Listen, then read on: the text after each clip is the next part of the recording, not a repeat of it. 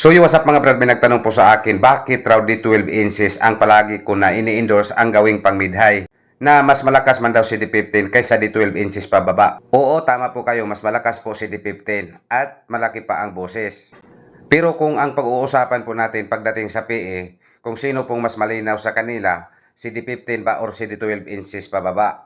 Ang sagot ko ay mas malinaw po si D12 inches. Pero kung meron na po kayong speaker na D15, so ayan na lang po ang gawin ninyong mid para hindi po masayang. Pero kapag hindi pa kayo nakabili ng D15, so ang advice ko po, D12 na lang ang bilhin nyo.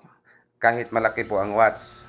Okay lang po siguro mga brad, D15 pero 500 watts lang po pababa. So ngayon may ipaparinig po ako sa inyo ng kunting sound test na mga maliliit lang po na round sa speaker. Tulad na lang nitong ginawa namin, D8 lang po to. Pakinggan po natin ng sandali ang kunting sound test namin. Nais ko ikaw pa rin ang aking kapiling, at sa mga araw pa darating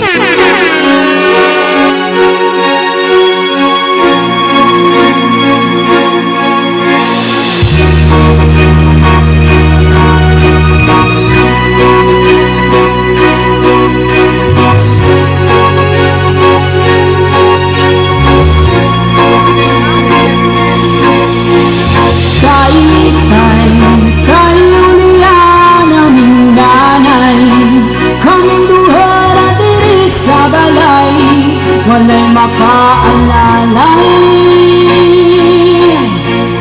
Tay-tay, ikay ulian ang nanay, kaming buhera diri sa balay, walay makaalalay. This is Aldrin Shalmoy Music Collection. O Barangay Camacante, Calino, Iloilo. Exclusive. na